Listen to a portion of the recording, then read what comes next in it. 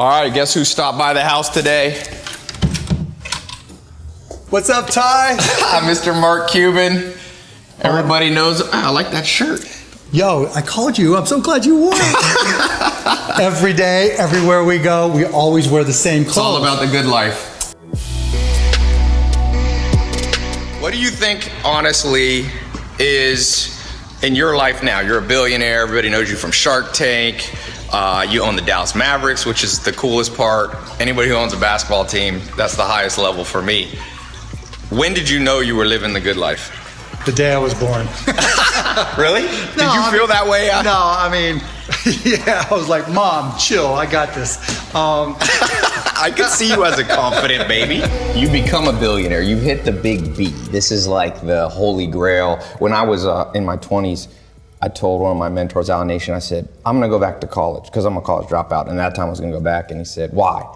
And he said, I said, well, because people respect you if you have a college degree. He said, no, Tai, this is America, make $1 million. The highest step is make $1 billion. Right. How did it feel? So fucking unbelievable, you would never, I can never explain it. It hit and I'm going, what? Bouncing around, screaming and yelling. Yeah, I can't tell you what I did next.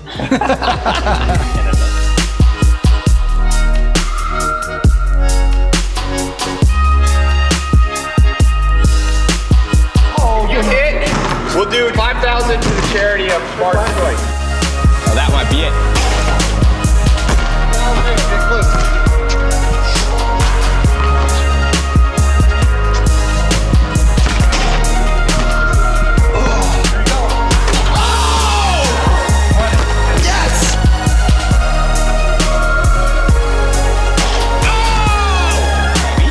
Books. What's your opinion? How important are they? Oh, very important. If you're not curious, if you're not always learning, you're falling behind. You have to read, you have to learn. I read Warren Buffett's pounding through 500 to 1,000 pages a day. He said he's old, so now he only does 250. Yeah, I mean, I read as much as I can, hours, literally. If I'm not reading a couple hours a day, there's some little kid out there trying to kick my ass, but it's not gonna happen. You ever seen that, I think it's John Calipari, he tells his students, like, when you go home from practice, there's some kid that stays in the gym. And one day you'll meet that kid on the floor and you're gonna lose. Yeah, absolutely. I mean, look, the one thing in life that you can control is effort. That's all you need to know. And another thing is double down on your own brain, because knowledge. Yeah, I agree with that, yeah. Absolutely. If you buy, I mean, the return on investment on a book, on I say that in my book, right. All it takes is one book to trigger something, and you're off to the moon. Starting a business. Let's say today, you have to give your best piece of advice that you see. There's no universal advice that always works. But for those, because not everybody needs to be an entrepreneur, but those people watching who want to be an entrepreneur, what's the best advice in the smallest nutshell? Find something you love to do, be great at it, and sell it.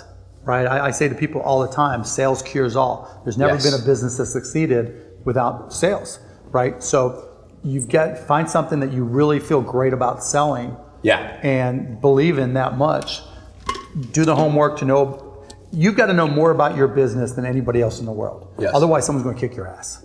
Right? So know more about it than anybody else. Know that you can sell it, and go out and do it. All right, welcome everybody to today's Book of the Day show. The great Mark Cuban stopped by, and we got a lot to talk about. This is a great privilege to have you here. Thanks so much for being here. My pleasure, Tai. Thanks for having me. And so, you know, we were talking about your book that's been on the bestseller list for how long? Since 2011. 2011. And I'll tell you, the great thing about this book, the ability to say a lot in a few pages is hard. Let me tell you my favorite thing so far. Tell me what your take expands. Sure.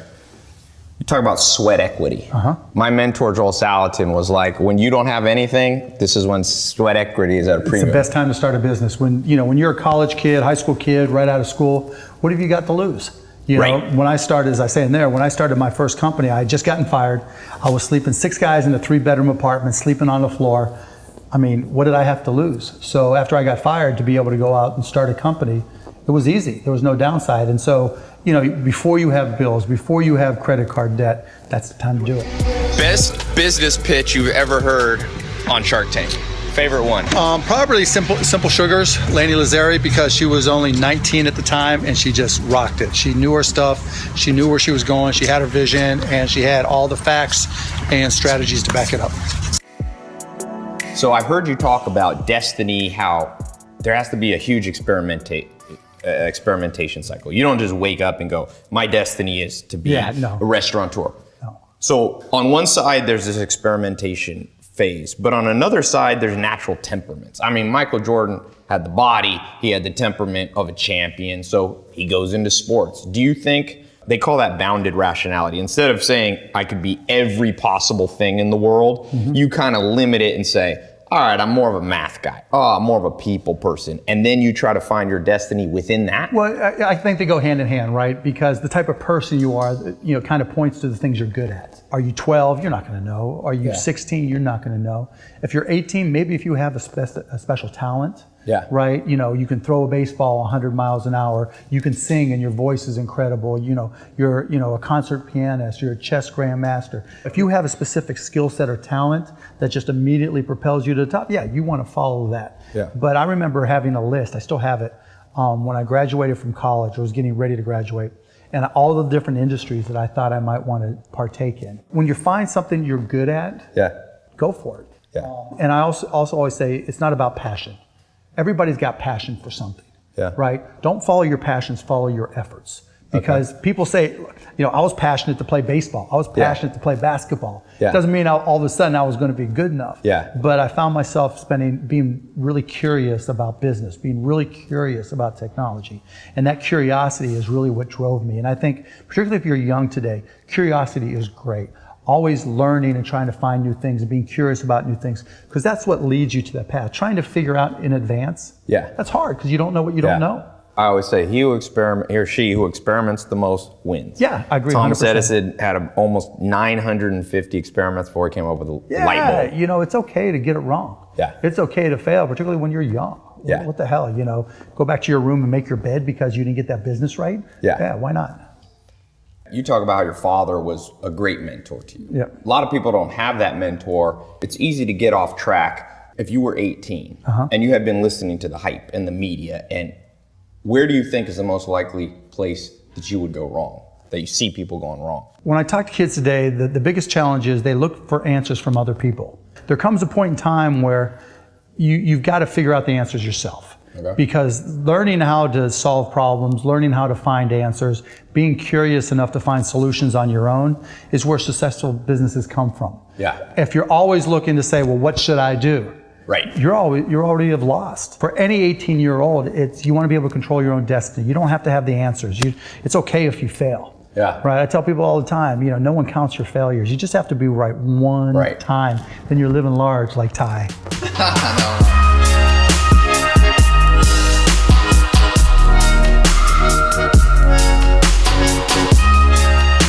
So you've got a cool app. You've got a cool concept.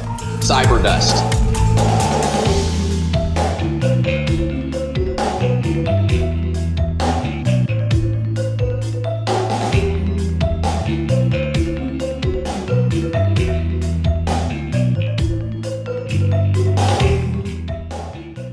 So Cyberdust, here's the idea. We leave a footprint that could be used against us. So what's the mentality before you had Cyberdust? There's two parts to Cyberdust, right? One is one-to-one or one-to-many messaging, right? When you send an email or text, the minute you hit send, you lose ownership of it, but you don't lose responsibility. Now, scandal, whatever, right? But some people say, well, I don't say anything bad. On one hand, it's all about privacy. And what you'll find is when you say something on Cyberdust, because after you're done reading it, it disappears forever. It cannot be recovered no matter what. The NSA, the FBI. It's done. It's done. So there's no servers out there holding. There's no Hillary Clintons out there saving it on the server. Getting in trouble. It's gone, right? But the beauty of that is it's going to allow you to be more open and honest. It's a little bit like Snapchat, but Snapchat's just pretty much photos. Well, yeah, and plus Snapchat keeps everything. Yeah, Snapchat, God, those They keep all your Snapchat texts, guys, yeah. imagine what they have on their servers. Well, yeah, they have all the chats that you can do on Snapchat. They keep them all because they want to use them for advertising and other things. Yeah. So there's no security and privacy. And Snapchat's a great app, but it's different. The thing about Cyberdust is you want to be able to have an open, honest conversation with somebody. And think about when you write something on Facebook, you're thinking, okay, who else is going to see this? Yeah. Right? When you write something on Twitter, not only are you limited to 140 characters, but you're thinking, okay, who's going to rip me on this? Yeah, yeah. Particularly like you, right, where you've got a bunch of followers. Yeah. When you put it on Instagram, when you put it on YouTube, when you put it on Facebook or Twitter, you're going to get trolled to death. You're always going to get a troll. After this, if you download the Cyberdust app, we'll have it so that it automatically adds Blog Maverick, which is my account. Oh, nice. And I'll answer all the questions that people ask that we couldn't answer. I mean, you'll ask me almost everything, Ty. Yeah. But if we miss something or you're curious about something, download the Cyberdust app. At Blog Maverick account, just ask me anything you want and I'll answer it. And I can give you an honest answer because it's not going to show up anywhere else. That's awesome.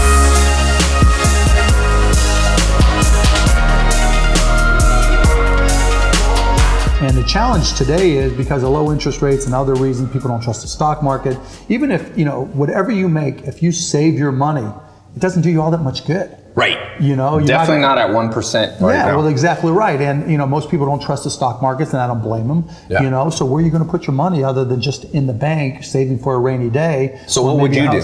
What do you recommend? First thing you do is pay off your credit cards. Okay. Right. You always, because if you're paying 15, 17, 19%, that's a guaranteed tough to get return. out, yeah. Right. That's a guaranteed return. Yeah. Right. You're not going to get that much somewhere else. So that's number one. Number two, you want to save 6 months worth of income for a rainy day. Yes. Number three, you want to be a smart shopper. Believe it or not, the best return, if you're making $25,000, $50,000, $75,000 a year, and I realize that's a wide range, but the best return you're going to get on your money is being a smart shopper.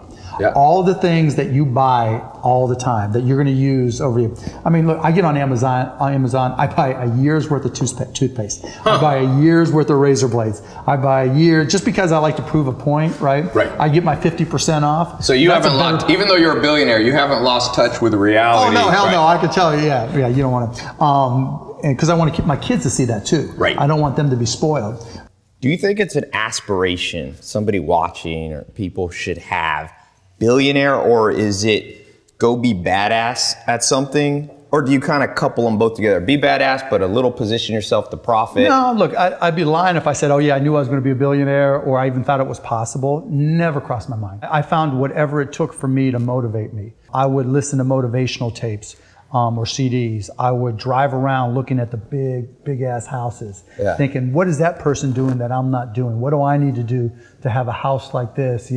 Because that's what motivated me.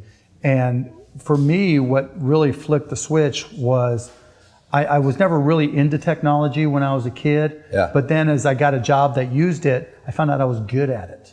And once I found out I was good at it, then it became a lot more fun. Yeah. When you're good at something, it's almost always fun. Yeah, right? Yeah. And once it was fun, and I combined that with my business skills, then I saw, okay, I know how to make money at this stuff because I know how to sell. Now I know tech. That gives me something I love to do. And so, what I tell people, the key is find something you love to do and be great at it. Yeah. Because once you do that, it's all gravy for me.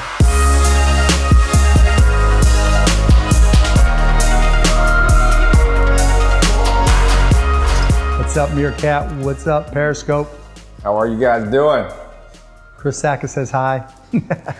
Someone once told me, I remember this 9th grade teacher of mine, a social studies teacher, said the best marketing words ever written were on the bottle of a shampoo bottle. Okay. On the outside of a shampoo bottle. It says, rinse and repeat. Yeah. You don't have to wash your hair twice. But people would do it. So rinse and repeat, and do you want fries with that? Right. Those two things made a lot of money. Right? As supersized.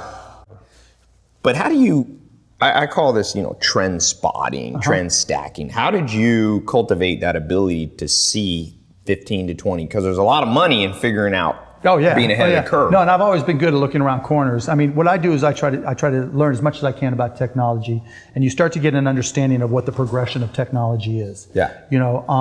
If you can watch and listen to multimedia on a CD in a PC, and now you've got the internet to connect them together, well, it just makes sense, right? Yeah. I mean, I wrote software programs way back when where, we would take pictures and integrate them into databases just because it made sense. My very first company, Micro Solutions, everybody was selling just single one-off PCs, and I was like, look, at some point all these things are going to have to work together. Yeah. And so I was one of the very first people to get into local area networking and started writing, multi-user software for local area networks and wide area networks. And that was way ahead of its time, but it allowed me to blow it up. And streaming was the same way. So I just look at technology and I say, okay, if this is where we are today, these are the advances we can expect. This is the way people lead their lives now. If I was going to blow it all up and rewrite it from beginning, how can I take this expected technology to change the way people live their lives or change the impact of it? The best thing you can do politically that will solve financial issues, health issues, if you could bring up the average base potential, we'd go from a $15 trillion economy to a $30 trillion economy. You could double the productivity. There's no question. Right? No, I agree with you 100% that our biggest problem is income inequality. And I know how to make money. You know how to make money. There's a lot of people who do, and there's a lot of people who don't. But you're kind of the guy that might have pulled it off. You're like Elon Musk.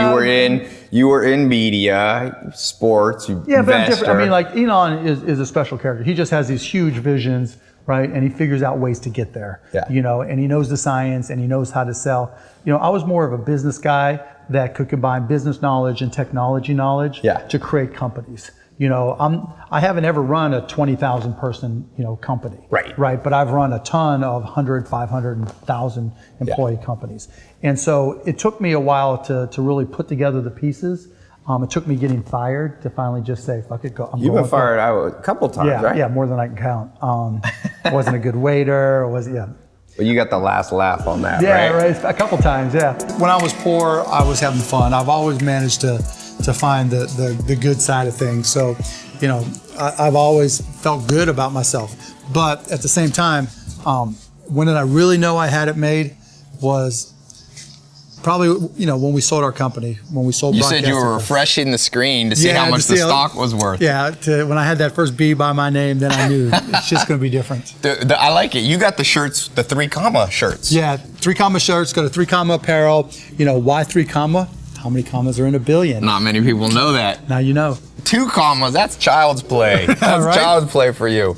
So I'm gonna throw some quick questions at you. Away. Best book you ever read? Fountainhead. Oh, okay. I like it. Favorite musician? Like any type of hip hop I'm into. I don't have like any one favorite. So hip hop's the favorite genre? Yeah, I like hip hop. Greatest of all time? Basketball. MJ. Yeah. Most underrated player of all time? Dirk. Yeah, Dirk Nowitzki, for sure. Let's take a few questions. Somebody said, I saw a comment that was interesting here. What do you think the future is in entertainment media? Where are we going? Are we going live? I've heard you talk about how Ryan Seacrest talking about live streaming. Is that where TV's going? Well, bits are bits. And it doesn't matter what type of content they are. Once it's digital, it can transpose anywhere. What people don't really realize is TV is streaming. Exactly, yeah. But the only difference is it's a dedicated network, so it never buffers. It's always a perfect stream, or almost always a perfect stream. Whereas everything else like this goes over the open internet, so there's some risk associated, and it's not secure. But as far as the future, I think it's just going to depend on the quality of the entertainment. Yeah. So there's going to be a place for periscoping, live streaming, regardless of who the provider is. There'll be a need for impromptu streaming. There's going to be, we have Netflix, we've got all these different sources, all these different apps. But the point is, you're going to be able to watch what you want, where you want, and how you want it. It's going to come There's a good book. Have you read this book called Vaporized by this MIT guy? Yeah. It's like everything is basically just unlocking. The way that they used to be able to sell you TV, you pay. He said in the history of buying things, there's never been a better racket than TV, where they can get you to pay for 800 channels and you only buy 5. He's wrong. Right? Good. He's dead wrong. This is why Mark Cuban's at my house. Here's why he tells the truth. Okay, so look at it this way. SportsCenter.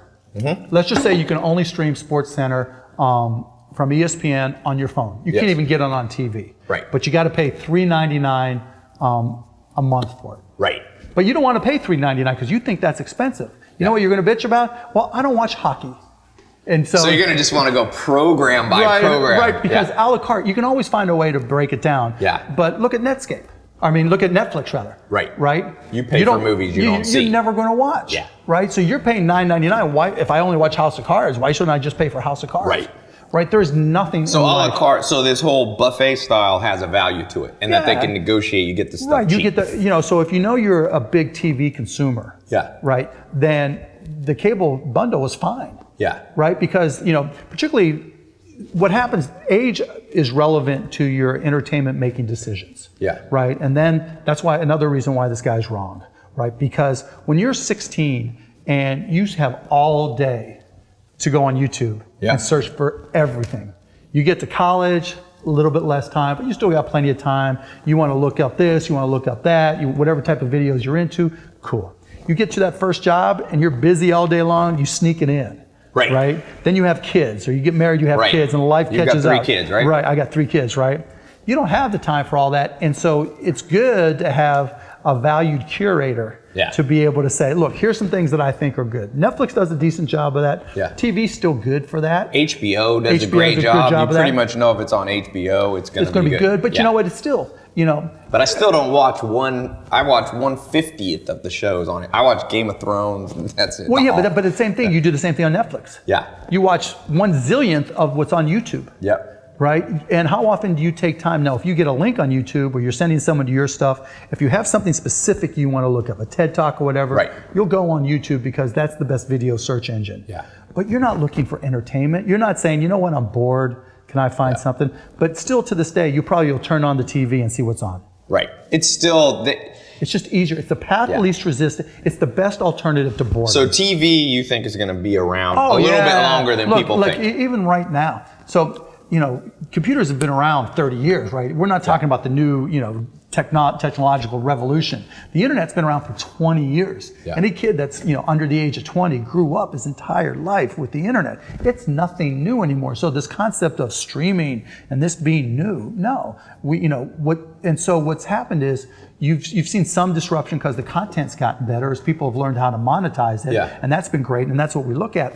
But still, less than 3% of homes have turned up cable and become, cut the cord. Yeah. And now there's some cord nevers, people who don't get into it, but they haven't gotten to the age yet. You don't see 50-year-old cord nevers. Yeah. Right? Yeah, you don't even see 40-year-old cord nevers. Because once you get to a certain point in your life, it's just easier to take the path of least resistance. You're not. I got HBO, I got Showtime, I have Access TV. Something's going to be on. Yeah. Because I'm certainly not going to spend the time to go searching through YouTube. Yeah. Look at Netflix. I love Netflix, but the time it takes to go look for Netflix. I just click on The Office. Well, yeah, you have what you already want, right? House of Cards come out, Narcos is on, right?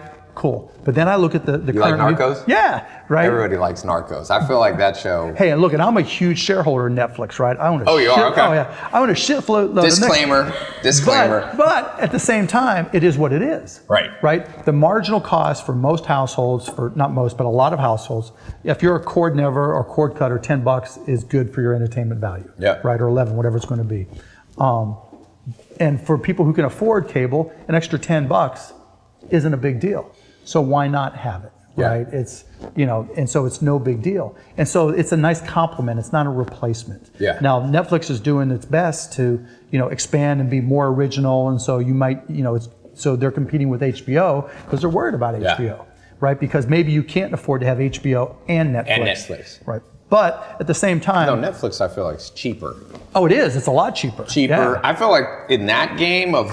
If you have limited dollars, I feel like people are going to go with Netflix every time. It just depends. You like Silicon Valley, right? I like the show Leftovers. So, I'm fortunate I can afford both.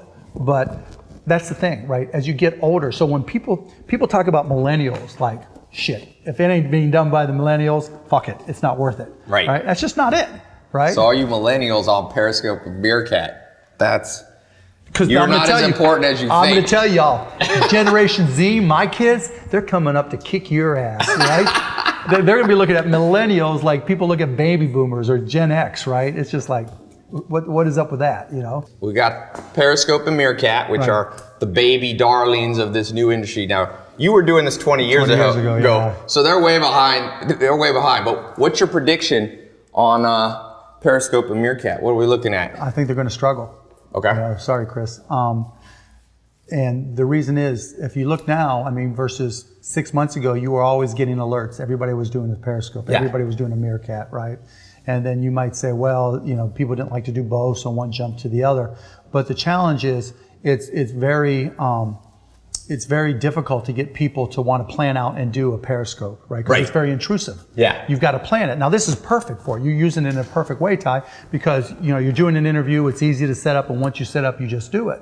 But for most people to all of a sudden just turn on their phones and point it at somebody, that's intrusive, you know, to their privacy, and then, you know, to you to do it for yourself and just talk on it, you know, you might as well just record it and put it up there, because, you know, the live nature has some value, but it's still intrusive to you. It's hard to plan to do that all the time. Do you think it'll be more of an influencer tool than, like, influencers who can, like Twitter in some ways, Instagram, these have evolved to these big influencers, Kardashian. Well, because they're simple, right? Because Instagram is so simple, and Instagram was smart at the beginning. Not only did they make it simple, they made it when you posted to Instagram, you could also post to everything else, right? So it became a platform for simplifying and distribution, right?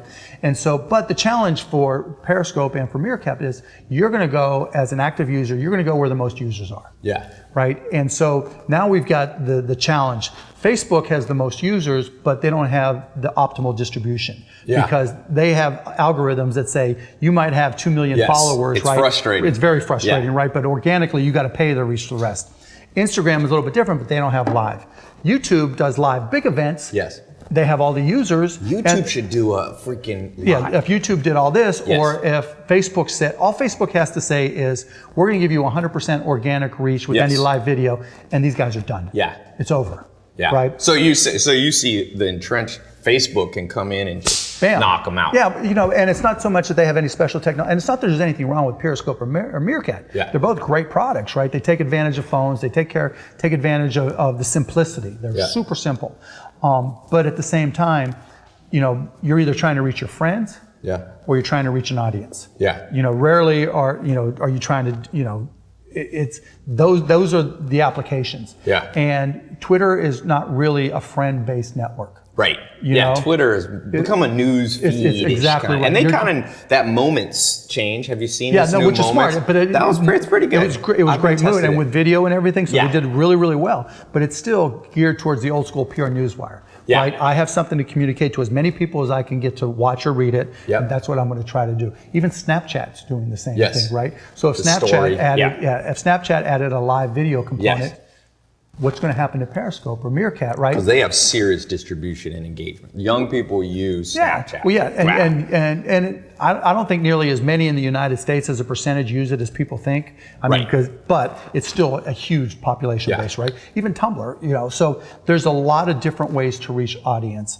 Meerkat had the right first idea by leveraging Twitter's social graph, but they haven't extended it to everybody else's social graph. And Periscope won't, because it's Twitter, or most likely won't. So that's the catch-22.